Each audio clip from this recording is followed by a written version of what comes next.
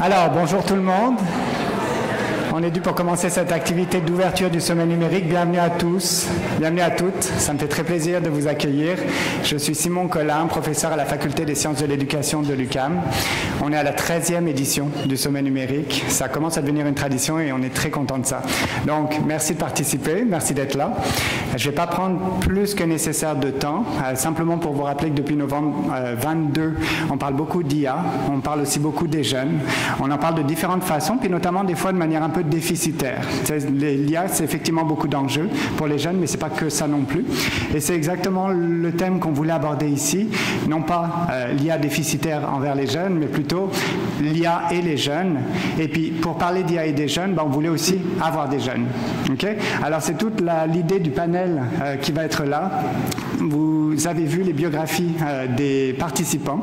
Mathieu va les rappeler très rapidement, en fait, va présenter très rapidement les participants. Et ensuite, ça va être une discussion autour de qu'est-ce que font les jeunes avec l'IA, quels sont les enjeux, quelles sont aussi les possibilités. Et pour l'animation, qui de mieux que Mathieu Dugal de Radio-Canada, l'animateur de moteur de recherche que vous connaissez sans doute. On est très content de l'avoir avec nous et on remercie beaucoup Mathieu. Je lui passe la parole dès maintenant. Bonne activité d'ouverture. Oui, merci beaucoup Simon, merci de l'invitation. C'est vraiment un grand honneur pour moi d'être avec vous ici ce matin. D'ailleurs, on a commencé à traiter de ces questions-là, moteur de recherche, presque au début de ChatGPT. Puis avant, à la sphère, je suis allé voir nos archives, on a commencé à parler d'IA en 2012. On a commencé en 2011, puis le premier concours ImageNet en 2012. On en parlait, donc c'est dire que c'est sur nos radars depuis longtemps, mais évidemment, depuis 2 ans, vous le savez mieux que moi. Disons que ça se généralise énormément dans à peu près tous les domaines, ces IA génératives-là, avec plein de craintes, avec plein d'espoir, des choses qui marchent très bien, d'autres qui fonctionnent moins bien. Mais je dois dire que je suis très honoré d'être ici, surtout avec des gens qui, dès le début, ont pris la balle au bon, notamment Simon Duguay, avec qui on va parler, qui a créé notamment le groupe ChatGPT en éducation presque quelques semaines après que le logiciel ait été envoyé dans le domaine public, si on peut le dire comme ça. Et donc, très heureux de voir que aussi le monde de l'éducation a réagi très rapidement. Je pense que, de toute façon, vous n'aviez pas le choix. Je me souviens du fameux article de The Atlantic qui est paru une semaine après la mise en ligne de ChatGPT, donc grand public, The College Essay is Dead. Et donc, la suite, on la connaît. Et on va avoir donc aujourd'hui une discussion, je l'espère, qui sera extrêmement enrichissante. En tout cas, on a vraiment une fourchette d'invités qui va permettre d'avoir des regards très diversifiés sur les utilisations de ChatGPT en classe. Et je vous le dis tout de suite, il n'y aura pas de période de questions à proprement parler à la fin de l'activité. Donc, ce sera intégré. On veut que ce soit intégré dans la discussion. Donc, n'ayez pas peur d'envoyer vos questions par le truchement donc, de ce code QR-là. Et donc, moi, je vais les recevoir sur mon cellulaire et je vais piger là-dedans des questions qui seront, que j'essaierai d'intégrer selon où on est rendu dans la discussion. Donc, n'hésitez pas. Prenez-le pas personnel, si je ne lis pas vos questions. Probablement qu'il y en aura beaucoup trop pour ce qu'on peut en faire. Et donc, vous l'avez vu, moi, je pense que la première fois que j'anime aussi sur une scène aussi large que ça, je vais commencer par me prendre pour Taylor Swift. Donc, c'est pas facile d'avoir un contact avec tout le monde, donc j'essaierai de vraiment faire le trafic, mais je veux aussi que ce soit une discussion qui soit ouverte, donc je fais un appel, je leur ai dit d'ailleurs avant aux participantes, aux participants, n'hésitez pas à renchérir, à poser une question à vos collègues, aux étudiants qui sont avec nous, parce que c'est comme ça que je pense qu'on va avoir une discussion qui va être la plus ouverte possible, et donc ça devrait, je crois, permettre de bien placer là où on est rendu dans l'utilisation de ChatGPT en classe et qu'est-ce qu'on peut faire maintenant qu'on commence à maîtriser davantage cet outil-là. Alors, on a vraiment la chance avec nous d'avoir 3 étudiants. Je sais que c'est pas facile quand on est en secondaire 5 d'arriver comme ça sur une grande scène. Moi, je me souviens de mes oraux au secondaire. Quelle horreur! Ça m'a... Finalement, je pense que j'ai réussi à maîtriser le truc. Mais c'est pas facile. Donc, je les remercie d'être avec nous. Ce sont 3 élèves de l'école secondaire secondaire Lucille Teasdale. Donc, je les présente rapidement. Il y a Juan Miguel Giraldo Pedraza qui est avec nous. On a Morgane qui est également là et Cédric qui donc sont les représentants de cette école Lucille Teasdale. On a également Nassima Garça qui est enseignante de technologie, en sciences et technologies au secondaire, qui va nous donner sa vision de l'intégration de ces technologies-là dans son enseignement. On a Simon Duguay, donc quelqu'un qui est très actif sur la scène, justement, tant de la didactique, de l'enseignement, professeur d'informatique à Rochebelle, mais aussi chargé de cours à l'Université Laval et qui vraiment a été un des premiers là, à créer ces groupes donc d'entraide, de transfert de connaissances parmi les étudiants. On a Louis Cadou qui est également enseignant, qui est ingénieur informatique, enseignant en adaptation scolaire, titulaire d'une maîtrise en leadership en éducation, avec qui on va discuter de ces questions. On a également Martine Peters qui est professeure titulaire à l'école, à l'Université du Québec en Outaouais, au département des sciences de l'éducation. On a Raoul Kamga également. On va avoir un volet recherche qui est très présent. Raoul Kamga qui est professeur au département de didactique de l'Université du Québec à Montréal. Alors voilà, et là j'oubliais Laurie, là, je vous le disais, hein, c'est une grande scène. On a également Laurie Bédard qui est conseillère pédagogique, avec qui on va regarder justement l'aspect, comment les conseillers pédagogiques peuvent bonifier leur appui à la communauté étudiante avec le truchement de ces outils-là. Alors on va commencer donc avec des témoignages de nos étudiants. Merci d'être avec nous. Franchement, c'est un grand plaisir. C'est pas facile. On va briser la glace en plus. Ça va très bien se passer. Morgane, j'aimerais que tu nous parles dans un premier temps de la manière dont ChatGPT est arrivé dans ta vie, puis comment tu l'utilises en classe. Moi, je l'utilise principalement pour faire mes recherches parce que j'ai beaucoup de projets, souvent genre en mode contemporain ou en histoire, où je dois faire des recherches. Genre, dernièrement, j'en ai fait sur des dictateurs. Puis, au lieu d'aller chercher sur plein de sites différents, je peux demander en général à ChatGPT de genre résumer un peu cette personne-là ou de répondre à mes questions, ce qui m'aide beaucoup à faire mes projets, ça les rend plus rapides. Puis aussi, c'est un peu plus le fun que de passer 1000 ans sur un site web.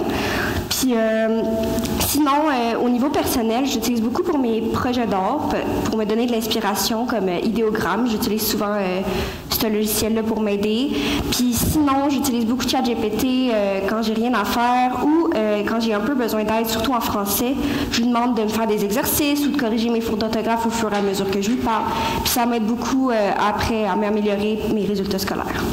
Merci, Morgane. On va y aller avec Cédric. Comment tu utilises ChatGPT dans tes études? Ce que moi, personnellement, j'utilise surtout l'intelligence artificielle pour, justement, comme en histoire, mais j'utilise aussi, comme depuis que ChatGPT, on peut envoyer des photos pour le raisonner. Tu sais, j'aime bien la nature, fait que souvent, j'utilise pour savoir quel type d'oiseau c'est, femelle ou mâle, puis voilà. Merci, Cédric. On a Juan Miguel qui comprend le français. Il arrive de Colombie.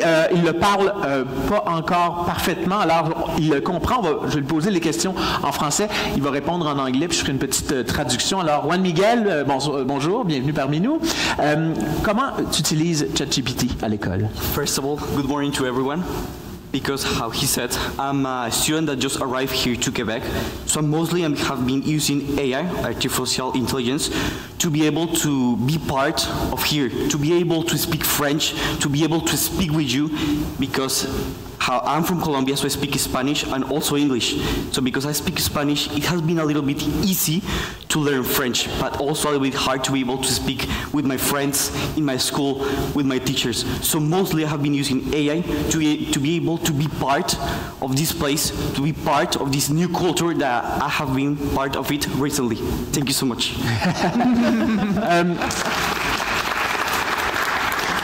Je suis curieux, comment on utilise ChatGPT pour apprendre le français? Well, thank you for the question. Mostly I ask ChatGPT, first of all, that make me a little exam, a minimal like beginner exam of what is my actual level in French. he makes some questions, okay, I answer that, and based on that, he decides, oh, you're level, I don't know, level 3A, that is in this moment my level of French, and after that I ask ChatGPT to make me some questions in French to see how I will answer them, to see if I need to progress, I don't know, in the conjugations, do I need to progress in the way I speak, or in the way I hear the people, because sometimes it's easy for me to write, but it's not easy for me to hear the people speak because they speak really fast and I don't understand it.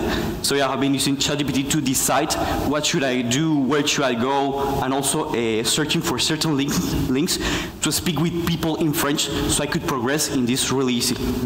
C'est intéressant, puis je pense qu'il y a bien des professeurs ici, des enseignants qui se sont rendus compte qu'on peut faire de l'enseignement personnalisé, comme nous disait Simon, on est capable de détecter le niveau le niveau de français auquel on est rendu, puis en fonction de ce niveau-là, adapter les exercices pour pouvoir mieux comprendre et mieux progresser à partir du niveau où on est. On va commencer avec Simon Duguay, qui justement est probablement un des enseignants qui a répondu présent le plus rapidement quand ChatGPT est arrivé. Rapidement, avant qu'on aille plus loin, Simon, comment tu as réagi quand ChatGPT est arrivé, puis pourquoi est-ce que tu as voulu réagir si rapidement? Moi, à la base, dans ma maîtrise, je m'intéressais à l'enseignement de la programmation, donc je suivais beaucoup de communautés par rapport à la programmation, à l'informatique, au codage. Puis j'arrêtais pas de voir des mêmes captures d'écran du même site web qui était rendu donc bien fantastique pour créer du code informatique. À un moment donné, je me suis dit, je vais aller l'essayer. Puis là, wow, c'est fantastique. J'ai demandé de me faire un code, il était capable de le faire, super. Puis là, après ça, je me suis dit, la semaine prochaine, j'ai un examen, je vais poser la question que je demande à mes élèves de secondaire 1, voir si, tu sais, il fait du code. Est-ce qu'il peut faire autre chose? Puis là, j'ai fait un saut. Là, je me suis dit, il y a quelque chose qui est en train de se passer. On est allé voir d'autres enseignants à mon école. Après, j'étais allé les voir. On a regardé ça ensemble. Fait que là, on s'est dit, il faut peut-être faire quelque chose avec ça. Puis c'est comme ça que ça a commencé. Puis ça nous rappelle un peu les débuts. Là. Combien de fois j'ai vu des appellations comme la machine à tricher est arrivée dans nos écoles. Là. Donc, il y a un peu la panique qui était là. Puis après ça, là, ça a évolué. Le discours a changé, bien heureusement. Il y a encore tous les aspects de l'évaluation, mais maintenant, je pense qu'on est rendu plus loin avec l'intelligence artificielle que juste l'utilisation pour la triche. Là, on ne se le cachera pas. Bien, justement, voilà, à côté de toi, Laurie, c'est arrivé comme littéralement une tempête. Hein, ça a déboulé dans le monde de l'éducation. Comme conseillère pédagogique, comment on intègre ça dans sa pratique 2 ans après l'arrivée de 2 ans et quelques après l'arrivée de ChatGPT? Bien, en fait, nous, de notre côté, j'ai une vision macro parce qu'on reçoit les demandes des enseignants, enseignantes, notamment là, en lien avec la tricherie. On est en train en ce moment aussi de revisiter certains codes de vie pour pouvoir faire preuve d'intégrité intellectuelle et tout ça. Donc, dans notre pratique, en fait, nous, on a un rôle de former le personnel enseignant pour ensuite qu'il puisse accompagner les élèves. Donc, cette formation-là, chez nous, au CSSMI, on est chanceux, on a un grand comité où on a mis en place des balises et puis même un parcours de formation disponible pour l'ensemble, disponible et obligatoire pour l'ensemble du personnel scolaire, qui permet au moins d'avoir les bases, les fondements en lien avec l'intelligence artificielle générative, notamment tout ce qui entoure l'intégrité intellectuelle, aussi l'éthique, les billets et tout ça, le principe de transparence, de rendre nos productions transparentes. Donc, nous, notre rôle, c'est d'accompagner, mais aussi de recueillir les besoins des milieux pour pouvoir, après ça, mieux les guider et les former, je dirais, là, dans cette direction, en lien avec les préoccupations réelles. On va revenir sur la question de la formation parce qu'elle est absolument fondamentale pour le personnel enseignant, mais dans le cadre, par exemple, des gens qui travaillent dans le monde des conseillers pédagogiques, est-ce qu'on est bien formé? Est-ce qu'on a des périodes qui sont libérées pour pouvoir se former? Je suis curieux de voir comment on intègre ça dans sa tâche. Mais nous, en fait, on est quand même chanceux. On a un horaire assez flexible comme conseiller pédagogique. Oui, c'est certain qu'on a des moments dédiés à la formation et à l'accompagnement, mais on a aussi une partie de notre tâche qui consiste à faire une veille.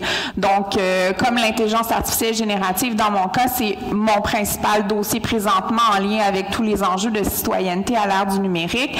Mais ça a été vraiment d'aller m'informer, de lire ce qui se faisait du point de vue de l'UNESCO, par exemple. Donc, il y avait 8 recommandations qui étaient sorties de l'UNESCO. Donc, nous, on s'est beaucoup appuyé sur ces éléments-là.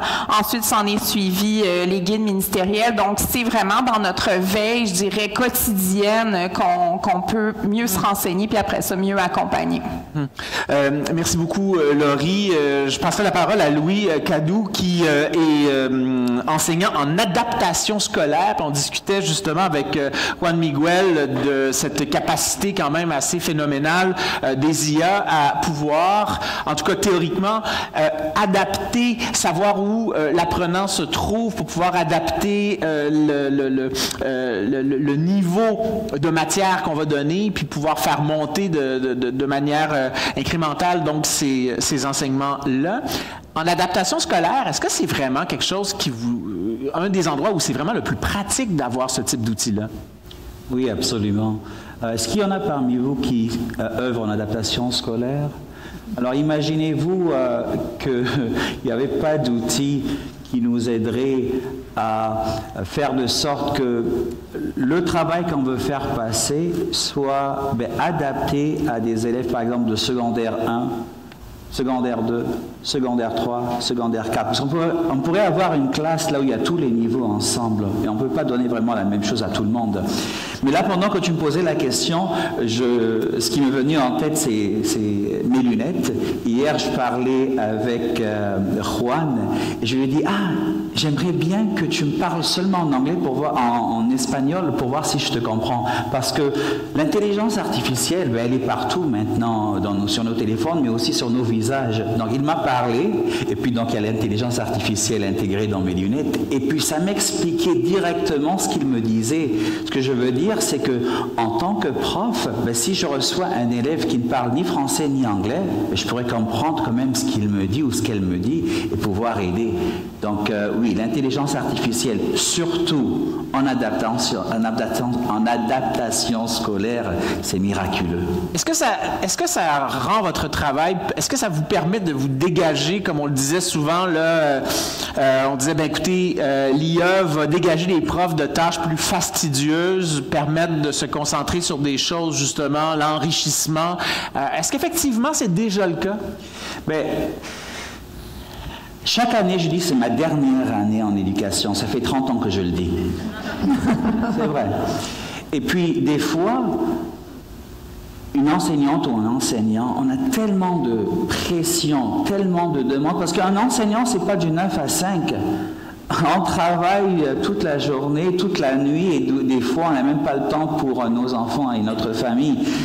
Avec l'intelligence artificielle, surtout que moi, je suis ingénieur informatique, donc je trouve que là, j'aime beaucoup plus ma profession parce qu'il y a du nouveau. Ça me permet d'aller chercher comment rendre mes cours plus engageants, plus ludiques. Parce que le jeune, surtout en adaptation scolaire, ça apprend mieux en jouant, en rigolant. C'est là où le cerveau s'ouvre et capte. Un exemple, par exemple. L'année passée, j'avais une élève, quand je lui parlais en anglais, elle me disait « Hein ?» Et cette année, je lui parle, elle me répond, et je lui dis « Mais qu'est-ce que tu as fait? Est-ce que tu as eu un tuteur, une tutrice à la maison ?» Elle me dit « Non, I think it's because of the games. » Mais j'arrive pas à croire, mais vraiment, tout cet apprentissage grâce à des jeux. Merci beaucoup, Louis. On va aller à Nassima. Nassima qui est dans un contexte également d'enseignement. Un instant que je reprenne mes notes. Il y a beaucoup de notes. C'était quelque chose à préparer cette conversation. Alors, Nassima, vous êtes enseignante en sciences et technologies. Et donc, vous êtes vous venez du domaine du génie comme Louis. Expliquez-nous comment ça s'intègre dans votre pratique, ces nouveaux outils-là. Moi, dès que ChatGPT est apparu, j'ai pas voulu le diaboliser. Je sais que les élèves vont les utiliser.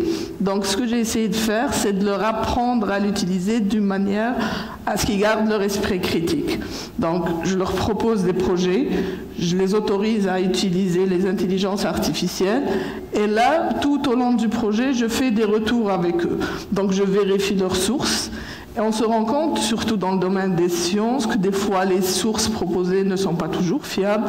Donc je leur apprends à faire attention aux sources, à faire attention comment ils présentent leur travail, à toujours vérifier 2 fois leur information, à ne pas se fier. Comme en travaillant avec, ils se rendent compte de tout l'avantage qu'ils ont à l'utiliser. Ça leur ouvre beaucoup de portes, ça leur donne accès à des sources qu'ils n'auraient jamais utilisées avant. Mais en même temps, ça leur ouvre aussi des yeux sur les limites. Ils savent, mes élèves, à la fin de l'année, savent qu'ils peuvent utiliser l'IA, que ça peut les aider dans leur travail, mais qu'ils ne peuvent pas se fier à 100% à ce qui est donné dans l'IA et qu'il y a un travail à faire de leur part pour l'utiliser de façon intelligente. Merci beaucoup, Nassima. On va maintenant terminer cette introduction du côté de la recherche parce qu'on a 2 chercheurs avec nous. Martin Peters, qui est à l'Université du Québec en Outaouais. On commence là, à avoir un petit peu, disons, de recul là, après ces 2 années presque et demie là, où ChatGPT est arrivé en classe. Qu'est-ce que la recherche a permis d'identifier quant à l'impact de ces technologies-là actuellement dans le monde de l'éducation? Ça nous a permis d'identifier plein de pistes très, très, très intéressantes. Comme il y en a qui l'ont dit, ça nous permet de développer l'esprit critique chez les étudiants, chez les élèves. Ça nous permet de faciliter les tâches des profs. Mon domaine de recherche porte particulièrement sur l'intégrité. Donc, j'aime bien, comme on a dit, il faut apprendre à se servir de façon intelligente de ces outils-là, mais moi, j'ajouterais, il faut apprendre à s'en servir de façon intègre. Il faut se rappeler, puis c'est tantôt, là, j'ai levé la main parce que j'essayais d'intervenir, il faut se rappeler que même moi, à la tête grise, on est tous à la première génération des utilisateurs de ces intelligences artificielles-là. Ce qui veut dire que ça devient de la plus haute importance que tout le monde ici qui a un contact avec un élève, un étudiant, apprenne à bien se servir de ces outils-là parce qu'il faut leur montrer. Ils sont beaucoup, très, très intelligents, nos élèves. Ils l'ont appris beaucoup plus rapidement que beaucoup des profs, mais ils ne l'ont pas nécessairement appris de la meilleure façon. Ils ont appris à s'en servir pour les besoins qu'il y en avait. Oui, pour certains, c'est devenu des machines à tricher. Pour d'autres, c'est devenu des tuteurs. On parlait en adaptation scolaire, tout ça. Donc, c'est notre rôle à nous tous de leur montrer comment s'en servir de façon intègre. Et s'en servir de façon intègre, ça passe, par leur formation. Chaque évaluation dans le moment, dans nos milieux scolaires, ou universitaire dans mon cas, devrait avoir une composante de formation sur l'IA. Pourquoi? Parce que nos étudiants, nos élèves ont besoin d'apprendre comment bien s'en servir, puis c'est en les encadrant, comme vous l'avez bien mentionné, qu'ils vont apprendre à bien s'en servir, puis s'en servir avec un esprit critique. Puis là, je prêchais pour ma paroisse, mais il faut aussi leur montrer une utilisation transparente. Donc, une utilisation intègre. Ça veut dire que quand on cherche, puis vous l'avez très bien dit, quand on cherche des informations avec ChatGPT, bien, on ne cite pas ChatGPT, on retourne à la source, parce qu'on sait que ChatGPT, il invente à peu près rien dans le moment, il recrache ce que d'autres... Éventuellement, ça va changer, ils vont commencer, l'intelligence artificielle va commencer, mais il faut penser, on est tous des premières générations d'utilisation, puis la plus haute importance, c'est de former les étudiants, et notre recherche au PUP dit clairement, nos enseignants et nos étudiants ont besoin de formation. C'est ce qui ressort le plus dans le moment de la recherche. Oui, c'est ça. Là, on est au début, puis effectivement, on le sait, les ressources, je vous apprendrai rien, sont plutôt limitées. Et de trouver du temps, puis d'avoir des formations adéquates, ça doit être un sacré enjeu quand même. On va terminer ce tour introductif avec Raoul Kamga. Pouvez-vous nous expliquer, excusez-moi, là, je fais du vous puis du tu. D'habitude, à moteur de recherche, je suis dans le vous, puis là, je suis du vous. On va y aller avec le dessus. Là. C'est une déformation professionnelle, pardonnez-moi. Donc, Raoul, qu'est-ce qui se passe côté recherche? Qu'est-ce qui est intéressant dans la recherche qui a été faite jusqu'à maintenant sur les IA génératives? Tout est intéressant, dans le sens où, comme disait Martine, hein, c'est la première génération. Donc ça fait qu'il y a des choses pour le moment qui sont pertinentes, mais qui ne le seront plus dans 10 ans. Juste comme ça, est-ce que dans la salle, il y en a qui ont vérifié si leurs enfants utilisent l'intelligence artificielle?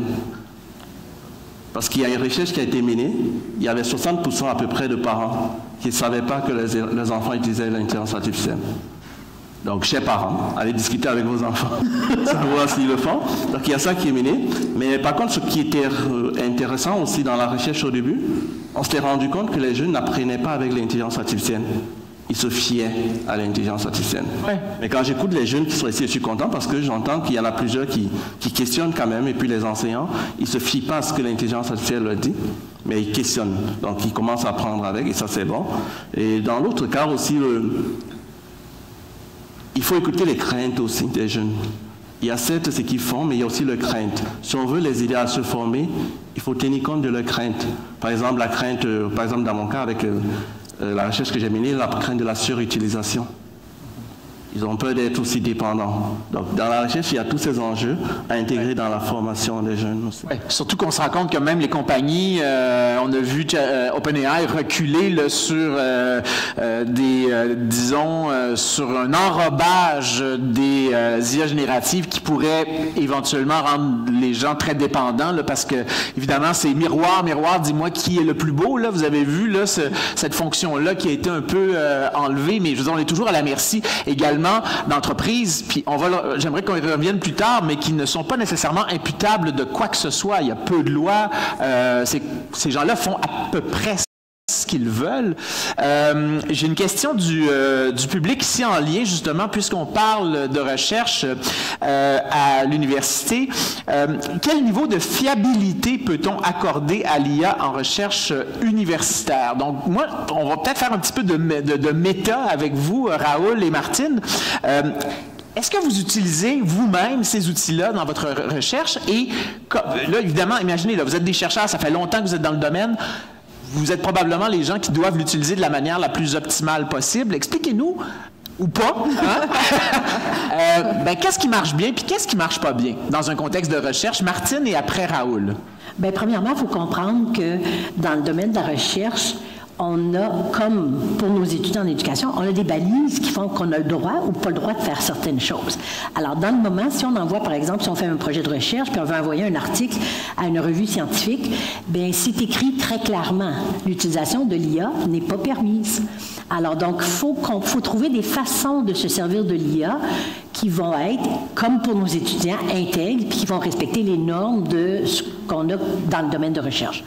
Dans mon cas, je ne me sers pas dans le moment parce qu'on est passé en éthique. Il faut passer en éthique pour notre projet de recherche, puis on a un très, très gros projet de recherche dans le moment, et on ne se sert d'aucun outil d'IA pour faire nos analyses.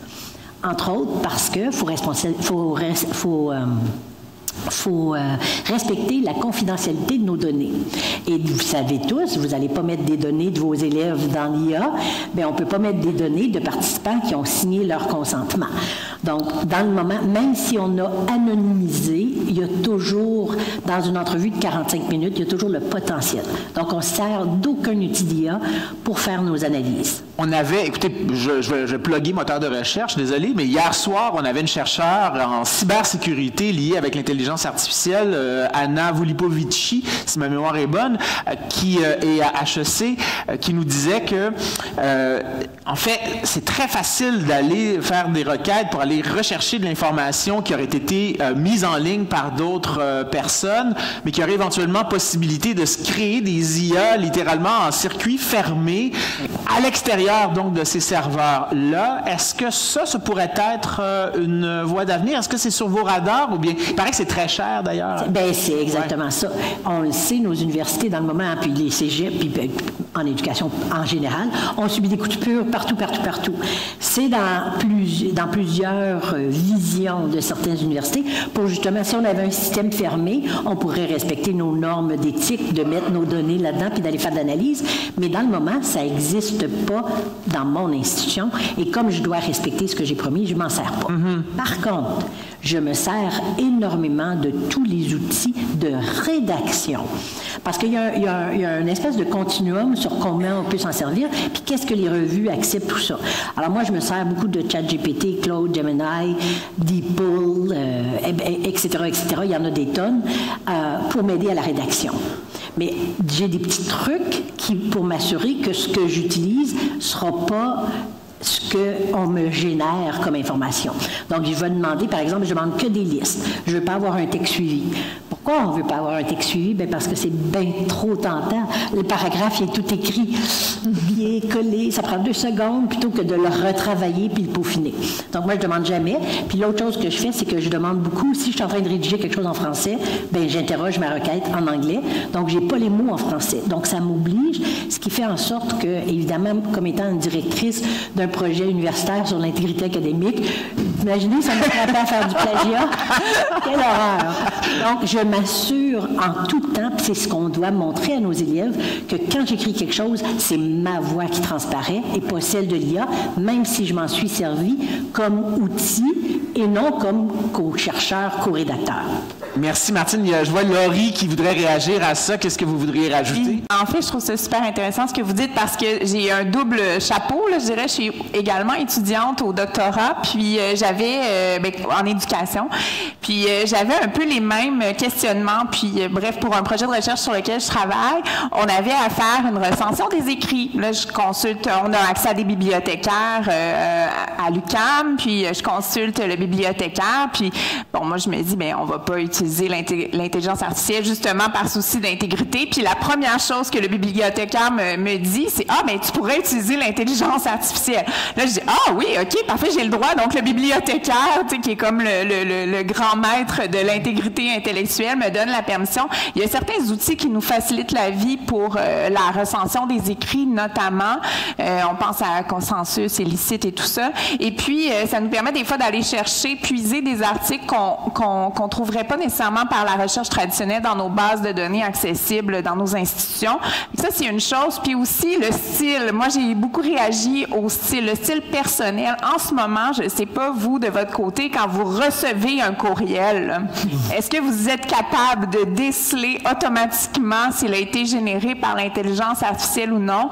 Bien, moi, en tout cas, je suis rendue là, puis il y a quelque chose à un certain point qui, des fois, me travaille, mais je l'utilise également, moi aussi, pour formuler certains courriels où il y a un ton plus approprié, peut-être, à considérer. Mais des fois, pour quelque chose de plus personnel, je me dis, mais j'aime ça, que la personne fasse cet effort-là d'adopter son style. Puis j'aimerais qu'on enseigne aussi à nos élèves à trouver leur style, donc à voir comment ils peuvent rencontrer du plaisir à développer leur style d'écriture comme on le faisait à l'école. Peut-être que je m'attache à quelque chose de l'ancien temps, mais... Bien, c'est ça. Bien, effectivement, ça devient très confondant aussi d'essayer de même comme humain, d'essayer de trouver les différences entre ce qui relève de la machine et ce qui relève de l'humain, et c'est très nouveau, hein, faut le dire. On vit ça de manière depuis très peu de temps. Il y a Louis qui veut rajouter quelque chose, puis je voudrais que Raoul nous explique qu'est-ce qui se passe dans son domaine de recherche avec l'utilisation des IA génératives. Puis on va venir après aux élèves. Moi, je veux savoir, la tentation de la triche, elle est quand même assez grande. Moi, je me retrouve au secondaire, j'ai un outil comme ça, je fais comme oh boy, OK, là, j'ai pas ce recul-là après toutes ces années. Bref, je vais vous poser quelques questions là-dessus. Donc, Louis, Raoul, puis après, on va aller aux élèves. Oui, j'aimerais aussi savoir ce que dit la recherche, les recherches récentes sur... est-ce que ça va devenir une béquille? Je m'explique. À part l'enseignement, j'ai 3 enfants aussi. Il va falloir aussi répondre à l'école. Il va falloir s'assurer que la réponse n'est pas sévère. Je suis président d'un organisme aussi. Donc, ce que je veux dire, j'ai des centaines de courriels par jour. Je trouve que tellement j'ai utilisé l'intelligence artificielle qu'ils reconnaissent maintenant mon style et je n'ai qu'à relire. Heureusement, parce qu'avant, j'aurais pas pu faire tout ce que je fais maintenant s'il n'y avait pas l'intelligence artificielle. Mais des fois, je me pose la question, si jamais il n'y a plus Internet, il n'y a plus cette intelligence artificielle, est-ce que je serais déjà trop accro et dépendant ou je pourrais peut-être encore fonctionner? C'est une très bonne question.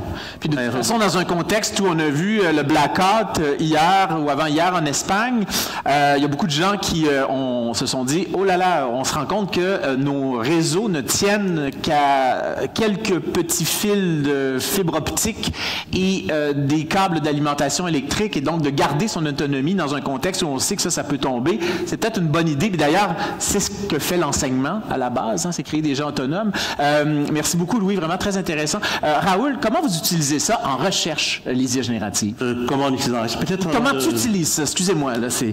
faut que je... Un peu dur, hein? Ça plus... Peut-être qu'avant de répondre à la question, je voudrais peut-être trancher répondre à celle de Louis aussi. Est-ce que ça va devenir une béquille? Je pense que j'ai été le sujet de ma propre recherche pendant un certain temps. Une recherche qui n'a pas été publiée nulle part. Je me suis observé. Donc, je répondais à des courriels en disant l'IA. Parce qu'il y a des courriels qui sont très politiques parfois. Puis la politique, je ne suis pas la personne la plus douée pour répondre de manière politique. Je suis comme droit au but. Donc je trouvais ça bien. Mais avec le temps, j'ai commencé à m'habituer à utiliser pour répondre à n'importe quel courriel. Et un jour, je me suis interrogé. Pourquoi j'ai besoin de l'IA pour répondre à ce courriel? Est-ce que ça me faisait paraître plus structuré dans la façon de rédiger? Donc là, j'ai senti que j'étais en train de me diriger peut-être vers une certaine dépendance. Donc moi, je me suis observé moi-même. Observez-vous vous-même et puis vous nous direz si peut-être je suis le seul dans mon monde tout fou qui s'est observé, qui constate qu'on se dirigeait vers là. Mais comment on l'utilise en recherche? Juste peut-être pour qu'on soit tous d'accord. ChatGPT, c'est pas juste ça qui fait l'IA générative, ok?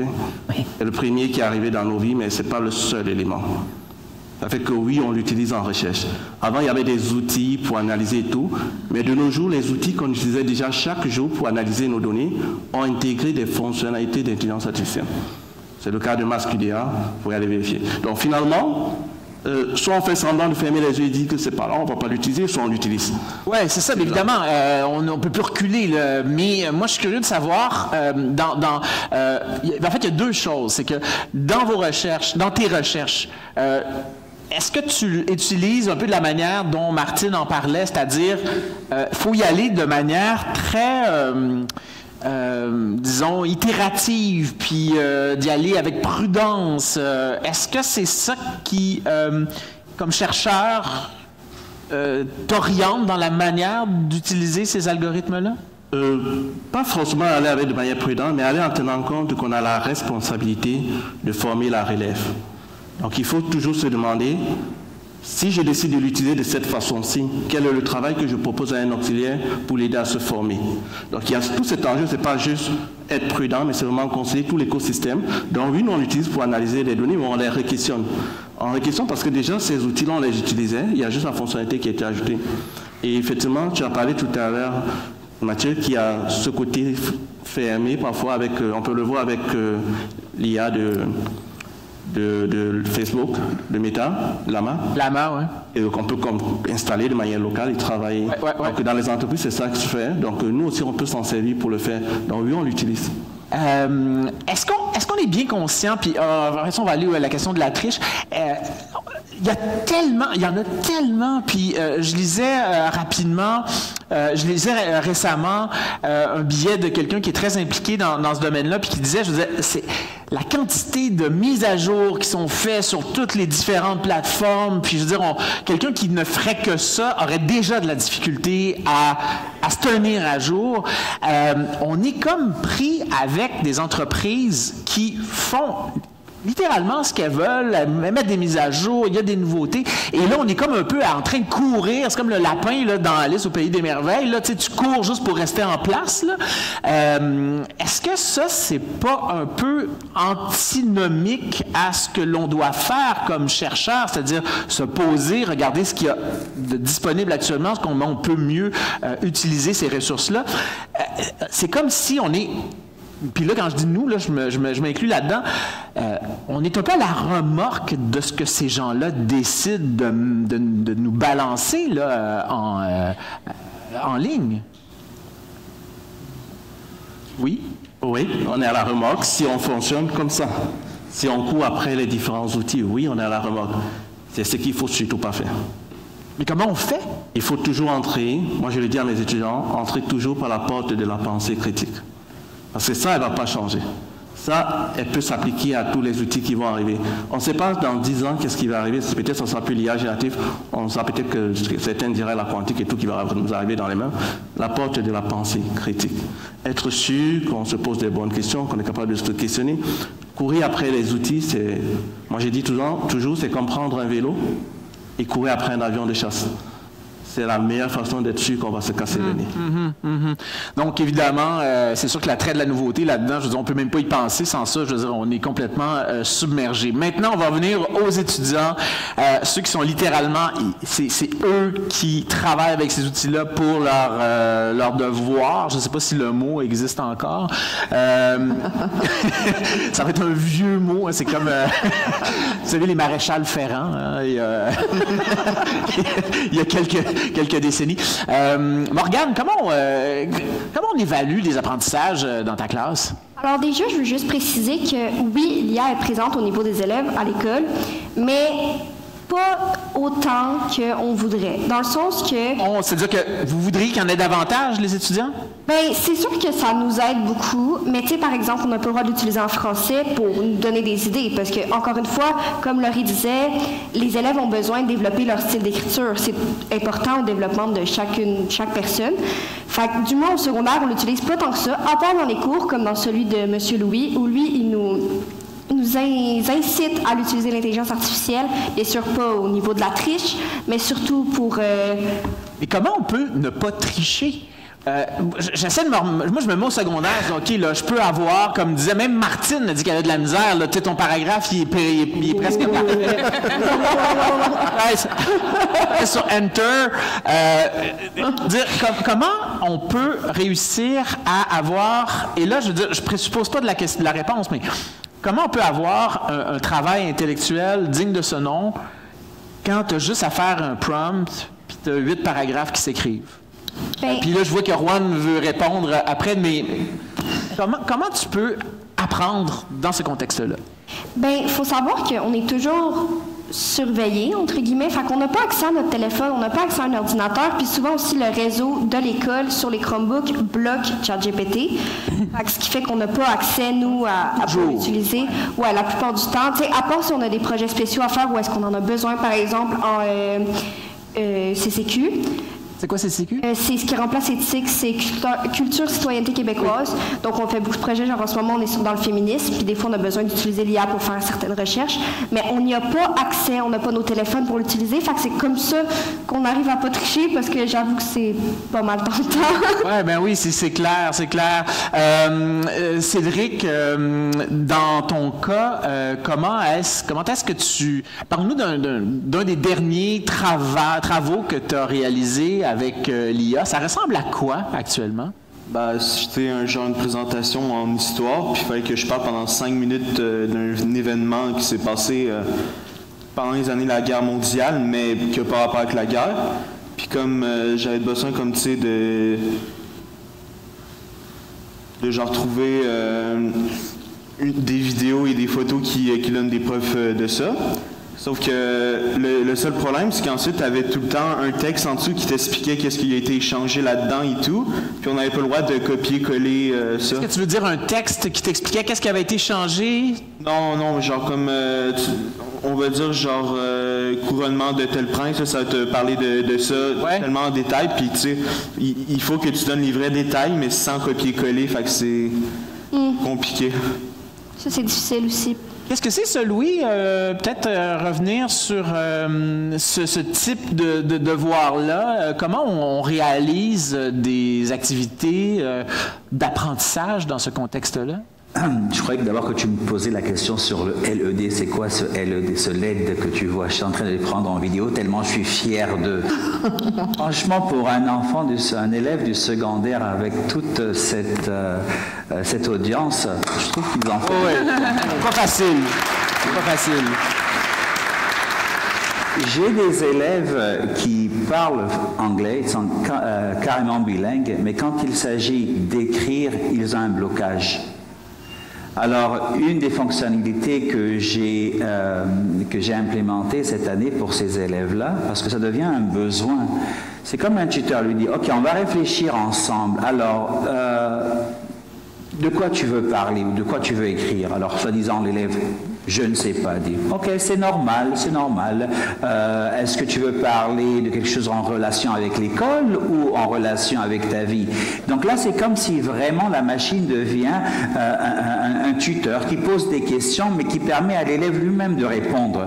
Et là, il y a un déclic, un déblocage, et du coup, ben, l'élève se débloque, il commence à écrire et à ne pas se sentir nul. Parce que c'est ce qu'on me disait, ben, je suis nul en écriture.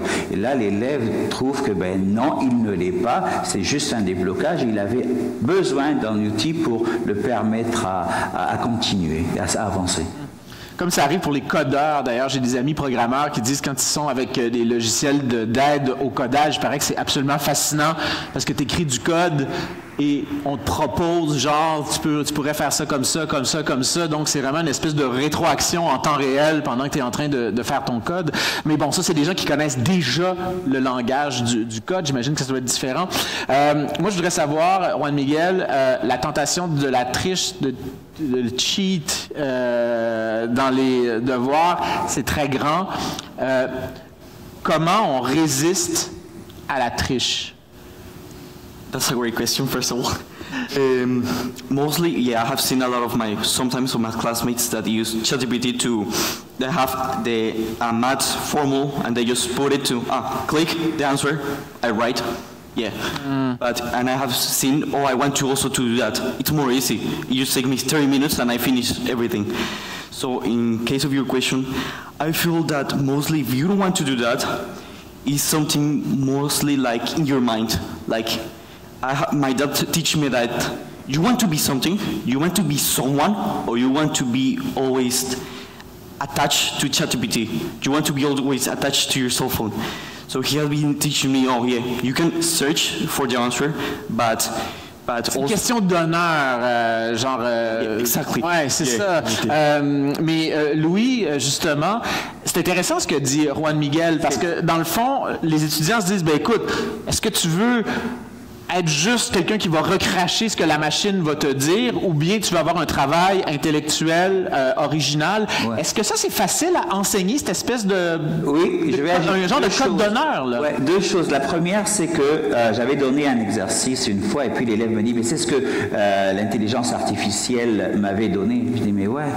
Je te donne un texte, mais le but du travail, c'est de savoir lequel choisir et ensuite de le réécrire, de réinvestir ce que tu as trouvé. Donc, tu n'as pas réinvesti, tu as juste copié-collé. Et non, c'était pas ça le but. D'ailleurs, donc tu vois maintenant que tu as choisi l'hallucination de la machine, parce qu'on le sait très bien que des fois, l'intelligence artificielle hallucine. Quand Juan partagé tout à l'heure, ça m'a fait penser à, dans l'avenir, on sait qu'il y a beaucoup de métiers qu'on va perdre. Et puis, ce que je dis des fois à mes enfants, mes propres enfants, si tu utilises l'intelligence artificielle pour faire tout ton devoir, tu seras la première personne dont l'intelligence artificielle va remplacer. Parce que dans le futur, ce que la machine ne pourra pas faire, c'est l'empathie. C'est cette chaleur humaine.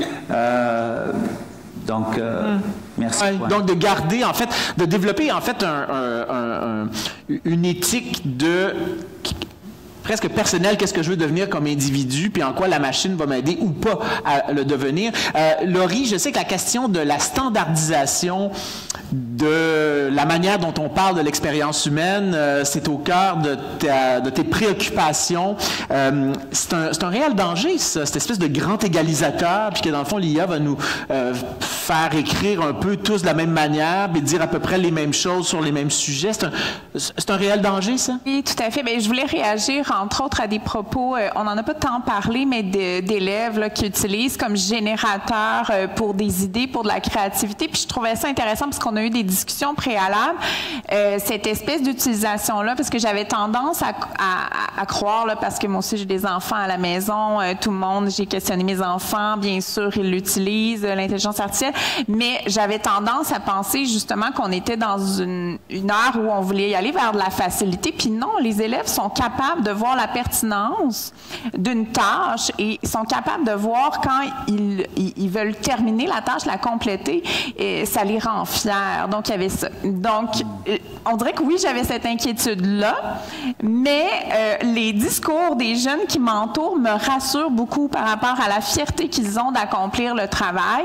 Cela dit, moi, je me questionne parce que c'est sûr que toutes nos préoccupations en lien avec l'intelligence artificielle, c'est que le reflet, le miroir, en fait, de préoccupations plus globales Absolument. En éducation et même dans la vie en général. Donc, c'est toujours dans la pertinence de ce qu'on demande, dans l'authenticité des productions qui sont attendues, mais aussi dans la façon d'évaluer, dans les connaissances qu'on dit fondamentales, essentielles. Quelles sont-elles, ces connaissances-là? Est-ce qu'on se questionne sur les connaissances qu'on veut préserver chez les humains, chez nos enfants en développement, parce que c'est certain qu'il y en a qui sont essentiels pour pouvoir développer l'esprit critique de nos beaux jeunes qui sont ici.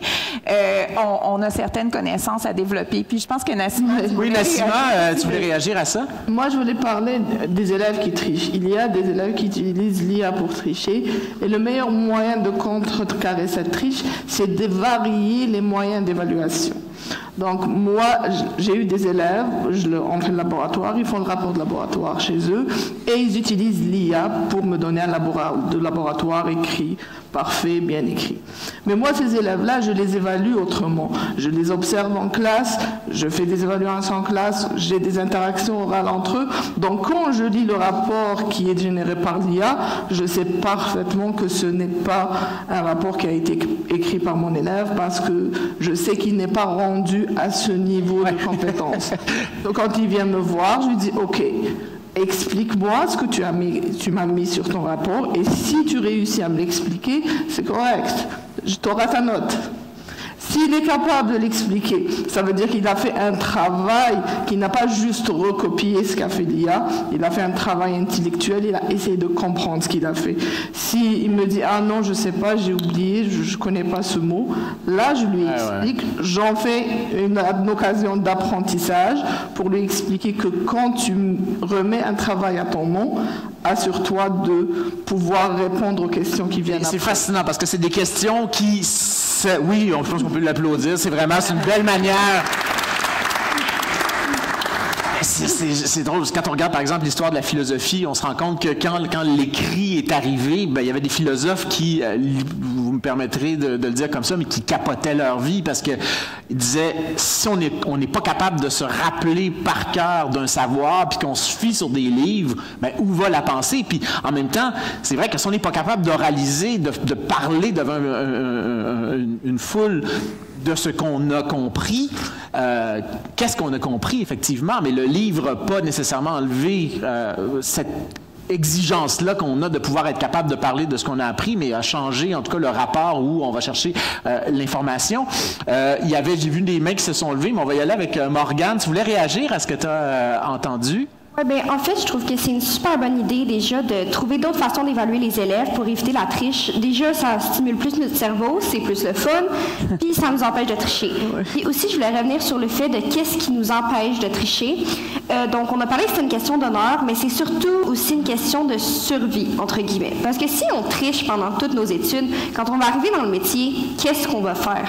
Tu sais, oui, on peut continuer d'utiliser l'IA, sauf que ça ne va pas passer inaperçu, puis on n'aura jamais les compétences qu'il faut pour faire le métier qu'on rêve de faire. Fait que c'est pour ça que ça nous aide à pas tricher. Oui, c'est intéressant ça. Martine, une réaction là-dessus? Bien, moi, je suis 100% d'accord. Ce qu'on veut, finalement, puis ce que nos étudiants, la grande majorité veulent, c'est apprendre quelque chose. Mais c'est à nous. Là, on a eu la pandémie, on a été obligé vite de s'habituer à enseigner en ligne. Là, on a l'IA qui nous arrive en pleine face. Il faut apprendre à évaluer autrement. Ouais. On ne peut plus évaluer de la même façon. Puis, Morgane l'a très, très, très bien dit, il faut aller chercher des modes d'évaluation différents qui vont engager nos étudiants.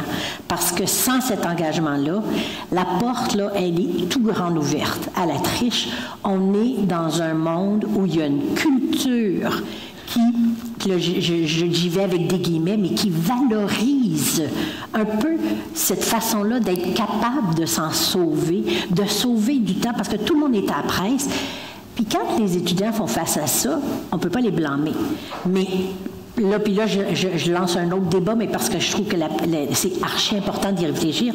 Autant on ne veut pas que nos étudiants utilisent l'IA pour rédiger leurs travaux, il faudrait se poser la question, est-ce qu'on accepte que les profs se servent de l'IA pour corriger les travaux? Parce qu'on en est rendu là, ça épargne du temps, c'est magnifique, tout ça. Mais là, à un moment donné, l'étudiant, l'élève fait son travail avec l'IA, le prof le corrige avec l'IA. Pourquoi est-ce qu'on va à l'école? Oui, mais c'est une question très fondamentale. Puis d'ailleurs, il y a quelqu'un qui envoie cette question par texto.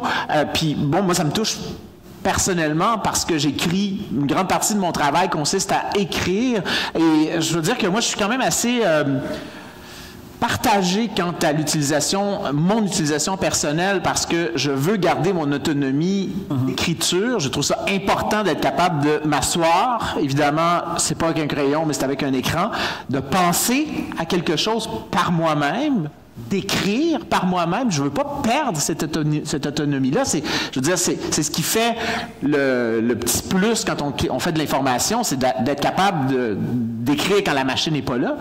Est-ce qu'il n'y a pas un risque de perdre carrément? Antonio Casilli, qui est un grand chercheur dans le domaine, dit « Le risque, c'est que nous devenions des éditeurs de textes écrits par d'autres. » Qui veut réagir à ça? Simon? Je pense que toute cette question-là rend encore plus important d'enseigner des notions d'agentivité à nos élèves, dans le sens que, autant comme personnel scolaire que comme élève, c'est pas parce qu'une IA nous dit quelque chose que c'est ça qu'on doit faire, que c'est ça qu'on doit le prendre tel quel, qu'on doit pas l'éditer. Dans quelle sphère de notre vie est-ce qu'on veut qu'il y ait de l'IA? Dans quelle sphère de notre vie est-ce qu'on le voudrait moins? C'est des conversations qui sont super intéressantes à avoir en classe avec nos élèves, parce que, bon, au début, quand on commence, ils ne savent pas trop, mais plus on y réfléchisse, plus on est capable d'amener nos élèves à se dire, bon, ben pour ça, peut-être que dans cette sphère-là, oui, dans cette sphère-là, non. Puis après ça, on commençait avec un projet pilote à faire utiliser des IA génératives. Puis un élève qui va travailler sur son travail, un enseignant va mettre une note, puis l'élève va se dire, bon, c'est terminé. Les IA génératives, si tu lui demandes des rétroactions, il va t'en fournir à l'infini. À un moment donné, il faut que l'élève comprenne, OK, là, je suis satisfait de mon travail, c'est correct, c'est assez, j'arrête. Donc, d'être capable d'avoir cette réflexion-là sur comment l'outil nous aide, comment est-ce qu'on va interpréter, comment l'outil nous aide, comment est-ce qu'on va l'utiliser par la suite. C'est toute cette réflexion-là, autant avec nos élèves que le personnel scolaire. Quand on forme à l'IA, c'est super important que les enseignants, ben oui, l'IA va dire quelque chose, mais on a quand même notre professionnalisme. On a eu une formation en pédagogie, puis ça, il n'y a pas une IA générative qui va la changer. Là. Comment on enseigne l'esprit critique? Vous savez, il y a des domaines où c'est très pratique, parce que, je donne un exemple, je ne sais pas moi, si on a des travaux de physique, il y a les lois de la physique, elles ne vont pas changer demain matin parce qu'il y a des physiciens qui ne s'entendent pas, parce que là, on s'est entendu, la matière fonctionne comme ça, puis la vitesse de la lumière, ça ne changera pas. Mais quand on est dans des domaines où la connaissance est en train d'avancer, ben, quand on est à l'école, quand on est au secondaire, moi, j'avais pas ce regard-là, l'épistémologie, j'étais très loin de ça. Comment on encourage la pensée critique quand on veut apprendre dans des domaines où, justement, la connaissance, elle est pas fixe, en tout cas pas pour le moment, puis il y a des domaines où on n'est pas d'accord, on a des opinions différentes d'événements historiques. Comment on apprend, justement, que, ben, dans le fond, la réponse qu'on va nous donner, des fois, c'est vraiment, on apprend des fonctions mathématiques qui changeront pas. Puis des fois, on est dans le domaine où la connaissance est encore en train de se faire. Comment on apprend ça, Simon? Je pense qu'il faut arrêter de voir l'école comme une espèce de petite bulle isolée du reste du monde, dans le sens que c'est en parlant de situations d'actualité qui ont lieu dans notre société par rapport à nos disciplines, au secondaire, on va leur dire, il y a ça qui se passe dans mon domaine de savoir, c'est en train de changer, avant on pensait ça, maintenant on pense ça. C'est une question de posture, j'aurais tendance à dire, puis souvent dans les écoles, on va courir après notre temps et j'ai juste tant de jours de classe, puis là j'en ai moins parce qu'il y a eu une sortie, j'ai un examen du ministère. Puis on finit par voir le programme de formation, la progression des apprentissages comme une espèce de checklist là, qu'on n'a vraiment pas beaucoup de temps, il faut passer au travers. Puis c'est sûr que si on fait juste ça, puis on fait juste enseigner des connaissances comme ça, un peu à la presse, on n'y arrivera pas. Mais à partir du moment qu'on est capable de prendre un petit peu de recul, puis plus juste être dans cette approche-là de je dois passer tout mon programme au complet, puis c'est juste les connaissances pour que j'ai drill pour l'examen, bien là, on est capable de voir un petit peu plus large. Là, on est capable d'amener cette espèce de réflexion épistémologique-là qui est tellement importante à avoir avec nos élèves dans les activités qu'on va faire, en faisant des liens avec l'actualité, en les amenant à réfléchir, OK, selon vous, l'activité qu'on vient de faire en classe, c'était quoi mon intention? Tu sais, pourquoi je vous ai fait ça? C'était c'est-tu juste pour qu'on apprenne des choses par cœur ou il y a quelque chose d'autre? Comment est-ce qu'on vous enseigne? Comment ça va vous aider dans la vie? Fait que je pense que ce pas de recul-là qu'on peut avoir en classe, d'expliciter un peu nos intentions pédagogiques, donc d'amener les élèves à se questionner là-dessus, je pense que ça peut être une manière de développer cet esprit critique-là. Il y en a plein d'autres, mais ça, je pense que c'est quelque chose qui est quand même faisable dans toutes les disciplines. On est très chanceux ici ce matin parce que, vous le savez, on a eu un très bon... le panel qui a été monté par Simon est très varié, puis on a des gens qui sont très au fait de ce qui se passe. On le sait, le monde de l'éducation, les ressources sont limitées, les étudiants, les professeurs sont débordés, les tâches sont déjà assez colossales. Comment est-ce qu'on réussit à former le personnel, que ce soit les conseillers pédagogiques, que ce soit les enseignants, que ce soit les directions d'école aussi qui doivent savoir quelles sont les technologies qui sont disponibles, comment on les intègre, est-ce qu'on a des ressources pour pouvoir allouer pour la formation? Quel est l'état de la formation du personnel enseignant et des conseillers pédagogiques actuellement? Si je peux me permettre, d'abord, moi, je pars toujours de la prémisse de considérer les personnes enseignantes comme des professionnels, donc détechniciser l'enseignement. Justement, comme tu disais, on n'est pas dans des savoirs à cocher. Donc, traiter les personnes enseignantes comme des professionnels, c'est considérer qu'ils sont responsables, donc qui ont cet esprit critique-là. Et puis, dans les formations, en fait, c'est de notre côté, là, je parle du Centre de services scolaires d'Émile-Île, c'est que dans toute activité de formation, on va aborder le sujet de l'intelligence artificielle et non pas comme objet nécessairement, mais comme outil qui peut nous être utile dans différentes sphères. Et on va avoir ce type de réflexion-là que tu mentionnais avec les personnes enseignantes. Donc, si on considère les personnes et non pas, on n'est pas dans des démarches très techniques, tu fais ça, puis ça, puis ça. Non, on va proposer une activité. Donc, par exemple, travailler les questions de recherche en culture et citoyenneté québécoise. Et puis là, on va analyser ces questions-là ensemble qui ressortent. Donc, est-ce que c'est vraiment en lien avec les thématiques qu'on va aborder avec nos élèves? Ici, cette question-là, je pense qu'elle comporte certains biais, certains éléments. Donc, on va retravailler avec les personnes enseignantes. Puis après ça, elles sont en mesure de travailler avec les élèves. Est-ce que c'est bien réparti partout au Québec?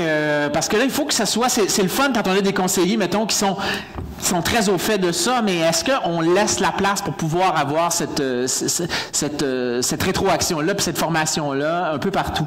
Et nous, on a vraiment la chance qu'on a pris la balle au bon puis on a vraiment mis en place des initiatives. Je dirais qu'on a plusieurs personnes de partout au Québec qui nous consultent pour savoir nos stratégies, pour pouvoir mieux soutenir leur personnel scolaire. Il faut avoir une stratégie aussi. Là, chez nous, on est 2 conseillers pédagogiques qui s'occupent de ce dossier-là. On a quand même 10 000 employés parce que nous, notre objectif, c'est de former les 10 000 employés. Donc, c'est sûr qu'il faut avoir une stratégie quand même macro et avoir des agents multiplicateurs. Donc, pour nous, les agents multiplicateurs, ce sont nos collègues conseillères pédagogiques, leurs gestionnaires. Donc, d'ailleurs, on devrait former les gestionnaires dès la rentrée scolaire prochaine. Ensuite, on a des enseignants aussi, agents multiplicateurs dans chacune des écoles. Donc, c'est d'aller avec ces personnes enseignantes-là qui ensuite soutiennent leurs collègues. Mais je vous le cacherai pas qu'on a quand même certaines contraintes ministérielle qui en ce moment a on a des arrêtés. Donc moi, ce que j'entendais tout à l'heure, on veut former nos élèves et tout ça, oui, mais attends un petit peu, en ce moment, on ne peut pas utiliser l'intelligence artificielle avec nos élèves en classe. Donc former nos élèves à cet esprit critique-là, en ce moment, c'est un peu comme sur pause. Donc il y a, oui, mais on a quand même certaines balises à respecter en haut de nous qui, des fois, nous mettre des freins. Il faut être créatif, en fait, là, pour pouvoir naviguer à travers ces enjeux-là. Donc, c'est ça. Je dirais de réfléchir à une stratégie. Si je peux donner un conseil à toutes les organisations, c'est de créer un comité en intégrant un comité interprofessionnel, donc avec enseignants, conseillers pédagogiques, gestionnaires, donc différents professionnels, bibliothécaires, donc pour avoir des perspectives variées. Simon, quel est l'état de la formation de manière générale au Québec? Est-ce que ça dépend si on a des crinqués là, comme toi, là, c'est le fun là, quand autour de soi, mais je veux dire, ça doit quand même pas être... Quand on parlait de la différence entre un milieu, moi, ce que j'ai peur qui se déploie et ce que j'ai l'impression qui arrive présentement, c'est une espèce de fossé numérique qui existe déjà, mais qui est en train de s'accentuer d'un milieu à l'autre. Parce que dans certains milieux, vous avez le comité, on a fait la même chose à notre école aussi. Donc, il y a certains endroits qui vont mettre les enseignants, les CP, tout le réseau, parce qu'on a un beau réseau. Moi, je pense qu'au mois d'avril, mai 2025, un enseignant qui a voulu se former à l'IA a été capable de le faire. Il y a des congrès, il y a des webinaires en ligne, il y a plein de choses. Mais là, c'est pour le reste du personnel. Si on va avoir besoin que tout notre personnel soit formé à l'intelligence artificielle, même s'ils ne souhaitent pas l'utiliser, ne serait-ce que pour qu'ils comprennent cette nouvelle réalité-là qui a un impact immense en éducation. Donc, il y a ce fossé-là qui est en train de s'accentuer, mais on a un beau réseau pour ça. Par contre, on a les conseillers du récit, il y en a plusieurs dans la salle, il y a l'école branchée, il y a l'école en réseau, il y a des chercheurs. Donc, on a tout un écosystème en éducation qui travaille là-dessus, mais c'est important d'aller chercher ces ressources-là, et c'est important que même si on a un arrêté ministériel, des balises, tout, il faut quand même former notre personnel, parce que même si, là, on n'est pas trop sûr quel outil on peut utiliser ou pas, et puis éventuellement quel outil on va pouvoir utiliser en classe, si on attend la journée où est-ce qu'on va nous autoriser des outils en classe pour commencer à réfléchir à comment on va le faire et comment on va le bien faire, on va être en retard. Donc, c'est important que cette réflexion-là ait lieu, peu importe ce qu'on peut ou pas utiliser, peu importe si le CSS interdit ou pas, il n'y a rien qui nous interdit de réfléchir. Et si on ne veut pas que ce fossé-là fasse que dans certaines régions, on ait des élèves qui soient en retard par rapport au reste de la province sur leur esprit critique par rapport à l'IA versus d'autres, bien, ça va être important que les directeurs prennent ce leadership-là et offrent des formations et offrent du temps aussi. On n'arrête pas de parler, bon, il faut changer notre évaluation, il faut changer notre approche. Ça prend du temps aussi, ça prend des libérations. Les enseignants dans la salle, si vous êtes ici, c'est parce que vous avez été libérés normalement pour ça. C'est le genre de, faut se donner le temps. Il faut se donner le temps de le faire humainement aussi, parce que c'est pas tous les enseignants qui sont à l'aise avec l'IA. Il y en a qui sont super techno, qui sont super craqués, mais c'est une technologie qui peut être très anxiogène aussi, là, quand on voit tout ce qui se passe et la vitesse à laquelle ça va. On a parlé beaucoup de pensée critique par rapport à ce que l'IA nous donne, mais là, on va faire un travail de pensée critique par rapport à notre utilisation, parce qu'on a eu beaucoup de questions sur le climat. On le sait, pour le moment, en tout cas, je pense qu'on peut le dire hors de tout doute, ces technologies-là, elles ne sont pas soutenables. Ça, c'est pas moi qui le dis, c'est Sacha Luciani, donc, qui est une de nos grandes scientifiques dans le domaine ici. Je l'interviewais il y a quelques semaines au Cœur des sciences. D'ailleurs, l'entrevue est en ligne si vous voulez aller la voir. Elle me disait, elle évidemment, elle est extrêmement enthousiaste par rapport au potentiel de ces technologies-là, mais elle dit, écoutez, en l'état actuel de la science, il y a quoi? Il y a à peu près 5,5 milliards d'internautes dans le monde, et les GES du monde du numérique, c'est à peu près 1,5% du total des GES dans le monde, mais là, ça pourrait doubler d'ici même pas 10 ans. Et on sait, ces applications-là s'en vont de plus en plus partout. Donc, on a quelques centaines de millions d'utilisateurs dans le monde, là, si on peut y aller grossièrement, des IA génératives. Est-ce qu'il faudrait aussi enseigner le fait que ces IA-là ne devraient pas être utilisées tout le temps? Comment on enseigne ça? Bien, si je peux me permettre, Simon, on pourra se compléter. Dans le fond, on a un guide qui est sorti en, je crois, c'est novembre dernier, novembre 2024, pour une utilisation éthique, légale et pédagogique de l'intelligence artificielle en éducation, donc guide qui provient du ministère. Et un des éléments est la sobriété numérique notamment. Donc, un des questionnements, justement, d'amener toujours à se poser la question, est-ce que la tâche peut se faire sans IA ou avec IA? Puis c'était la même chose avec des recherches classiques, là. Je veux dire, le Google, pour plein de réponses, ça fonctionne encore très bien. Même générer une image, hein, on a vu tout le monde, les fameux starter packs, là, pleuvoir sur Internet, donc bien considérer aussi que est-ce que ça a une pertinence? Donc, est-ce que c'est pertinent pédagogiquement? Excellente question. Dans ce contexte.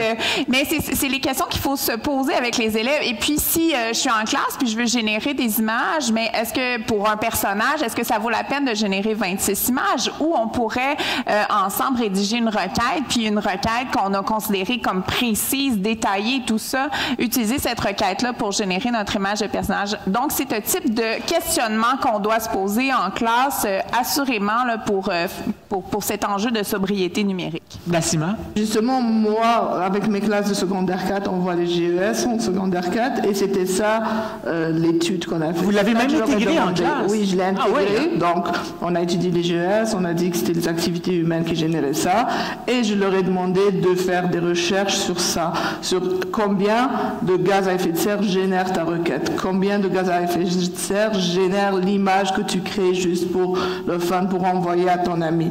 Et les élèves étaient assez surpris, ils ne pensaient pas que ça générait autant. Et donc ça, s'ils se rendent compte de ça, ça les responsabilise. L'autre travail qu'il y a à faire, c'est aussi sur l'exactitude des requêtes. L'exactitude, leur apprendre à utiliser des requêtes aussi exactes que possible. Donc, travailler avec eux sur comment formuler leurs requêtes pour les rendre plus efficaces. Avec eux et avec les enseignants. Donc, nous, dans notre école, ce qu'on a fait, c'est qu'on a un comité pédagogie numérique qui travaille à aider les enseignants à formuler des requêtes de plus en plus précises pour, un, leur permettre de gagner du temps, parce qu'on sait qu'ils n'ont pas le temps tous de s'intéresser à ça, et deux, de minimiser et d'optimiser l'utilisation de l'intelligence artificielle. Oui, très intéressant ça. Simon, cette question-là, que soulignait d'ailleurs Sacha Luciani, Sacha disait, écoutez, on pourrait y aller de manière, dans le fond, graduelle, c'est-à-dire qu'il y a certaines questions dont on sait qu'elles peuvent être répondues très facilement par des moteurs classiques, d'autres où il faut aller un petit peu plus dans la complexité. Est-ce que ça, c'est une bonne manière, justement, d'enseigner à une utilisation éthique de ces algorithmes-là dans un contexte d'apprentissage? Oui, je pense que c'est tout le temps une question d'intentionnalité. Quel outil je vais utiliser en fonction de mon besoin? Et pour ça, il faut qu'on comprenne comment un moteur de recherche fonctionne. Il faut qu'on comprenne comment une IA générative fonctionne. Il y a des connaissances qu'on doit avoir, oui, sur l'éthique de l'IA, la sobriété, mais aussi un peu sur le technique, sans dire qu'on va former tous des ingénieurs, mais juste de comprendre c'est quoi un algorithme. Donc, c'est des notions... Un centre de données. C'est quoi un centre de données? Comment ça fonctionne? Certaines de ces notions-là ont été introduites dans le nouveau cours de culture citoyenneté québécoise en 4e secondaire, entre autres. Mais moi, le programme de sciences que j'enseigne présentement a été rédigé en 2003. Fait que vous comprendrez que le machine learning n'en fait pas partie. Donc, je pense que ça va être important, même si c'est pas dans le programme, que ce soit des notions qu'on aborde avec nos élèves, parce que pour comprendre justement pourquoi est-ce qu'une requête faite à une IA consomme autant d'énergie, il faut comprendre comment c'est entraîné un moteur, donc de comprendre qu'il y a des coûts pour l'entraînement, qu'il y a des coûts par la suite par la requête, la différence entre générer une vidéo versus une image versus une requête. Quand on parle d'intentionnalité, peut-être que si je veux faire générer des blagues, il y a déjà des sites web qui existent avec des blagues déjà écrites, on pourrait utiliser notre créativité. Donc, c'est toutes des choses qu'on doit enseigner à nos élèves qui ne font pas forcément partie du programme de formation, mais qu'on a cette responsabilité-là, je crois, comme système. Évidemment, c'est pas la première fois que cette question-là a été posée. Probablement, vous en avez fait pas mal plus que moi des colloques d'enseignement. Et on a dû se poser cette question-là à intervalles réguliers. Qu'est-ce que ça veut dire enseigner aujourd'hui? Fait qu'on devait se poser cette question-là en 1980, puis on doit se poser encore cette question-là aujourd'hui. J'aimerais qu'on termine donc cette discussion-là en faisant un peu de prospective. Évidemment, on peut pas remettre le dentifrice dans le tube. ces outils-là sont là, ça change profondément notre rapport au savoir, ça change profondément notre rapport à la manière dont on communique, dont on crée aussi ce savoir-là. Qu'est-ce que ça veut dire enseigner en autant de ChatGPT? J'aimerais peut-être que chacun réponde à cette question-là, puis on va terminer avec les étudiants. Tiens, on va commencer avec les étudiants. Qu'est-ce que c'est aujourd'hui de travailler, qu'est-ce que c'est d'étudier avec cet algorithme-là? Et est-ce que vous pouvez travailler sans? Moi, je veux savoir, est-ce que si on vous l'enlève complètement, êtes-vous capable de créer faire un travail, faire un devoir, créer un projet? Morgane, Cédric, puis on va terminer avec Juan Miguel. Personnellement, j'aurais aucun problème à travailler sans l'intelligence artificielle. C'est sûr que ce serait plus long, plus plate, puis ça me tente moins. Et travailler, par exemple, avec Google, c'est quand même pas si vieux que ça. Quand même, là. Des réponses, hein, sur Google. Ouais. Mais Wikipédia, non, mais je veux dire, je vais être vraiment le vieux, je vais parler de Wikipédia. Non, mais je veux dire, Wikipédia, c'est extraordinaire. Évidemment, pas pour tous les articles, mais il y a des informations qui sont vérifiées, c'est facile à aller chercher. Pourquoi on ne l'utilise pas? C'est vieux. Mais je veux dire, il faut fouiller, il faut chercher, il faut descendre. C'est long. Mais je veux dire, si t'as rien à faire, tu peux, là. Non, mais...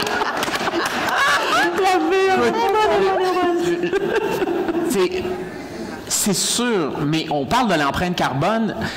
Je ne sais pas si vous êtes au courant, mais c'est 10 à 60 fois plus énergivore de faire une requête sur ChatGPT que sur un moteur de recherche classique. Quand on est jeune, on sait que vous allez vivre pas mal plus longtemps que nous avec la crise climatique. L'IA est en train d'accélérer la crise climatique. Comment est-ce que vous intégrez ça dans votre travail, dans votre réflexion? Bien, c'est sûr qu'on est au courant. Tu sais, je veux dire, moi, tu sais, je suis en secondaire 5, mais je suis en maths je suis en sciences de 4, fait que je vois beaucoup le GES. Puis c'est sûr qu'on est au courant, on le sait, puis on essaie de faire attention, mais des fois, tu sais, je veux dire, la flemme prend le dessus. Tu sais, ce que je veux dire, c'est... Mais on fait toujours attention, puis aussi, on espère que bientôt, ils vont trouver des façons de réduire le GES quand on utilise l'IA. Je ne veux pas te décevoir, ça risque pas d'arriver. En tout cas, en l'état actuel de la science, la sobriété numérique, c'est pas mal ce qu'on a de mieux. Cédric, tu perds ChatGPT du jour au lendemain. Qu'est-ce que tu fais comme travail? Je retourne sur Google. Non, mais c'est vrai, comme jusqu'en secondaire 2, moi, j'utilisais Google pour faire mes recherches. Fait que moi, ce serait pas une grande perte, mais genre pour mes cousins de 8 ans, ben, ça serait la catastrophe. Là. Cédric, Juan Miguel, travailler offline, est-ce que c'est possible? Est-ce que c'est agréable? I think it's possible. But I hate it. I want to be able to have my computer, my internet connection, ChatGPT, just some text and enter and all the answers. But yeah, I feel it's possible, mostly because yeah, we need to continue, be able to write, to read, to be able to think by ourselves, how you said last time. So yeah, I feel it's possible, but because now we have ChatGPT AI, it's making us like a little bit more lazy to go to do those things. On va terminer avec une question. Je veux vraiment y aller, chacun d'entre vous, enseigner, faire du conseil pédagogique, accompagner des gens, faire de la recherche. Comment est-ce qu'on enseigne? Comment est-ce qu'on apprend? Comment est-ce qu'on fait de la recherche? Qu'est-ce que ça veut dire, ça, à l'ère de ChatGPT? On va y aller dans l'ordre. On va commencer avec Raoul. Qu'est-ce que ça veut dire aujourd'hui d'enseigner, de faire de la recherche avec ces algorithmes? Enseigner, moi je pense que c'est le même problème qui revient chaque fois. Hein. Est-ce que ça a changé? Est-ce que le fait que Internet est arrivé, enseigner c'était quoi? Donc chaque fois qu'il y a une nouvelle technologie, on aura la même question, comme tu le disais. Mais il faut toujours se rappeler qu'enseigner, c'est d'abord aider l'autre à apprendre. C'est l'autre qui apprend. Quand je me mets en position d'enseignant, je dois accompagner l'autre dans son apprentissage. Alors, en présence de l'intelligence artificielle, il faut toujours identifier qu'est-ce que l'autre est censé apprendre. Si c'est clair pour nous, alors on saura comment est-ce qu'on peut intégrer de manière critique et réflexive les usages de l'intelligence artificielle. Faire de la recherche aujourd'hui, moi je pense que la façon de faire de la recherche va être transformée.